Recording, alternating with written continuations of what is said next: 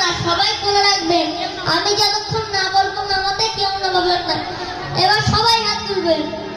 এবার আপনারা প্রথমে মুখে জোরে জোরে বলবেন বলো ভাই গৌরনিতাই। এবার আমার শ্রীখোলা বলবে বলো ভাই গৌরনিতাই।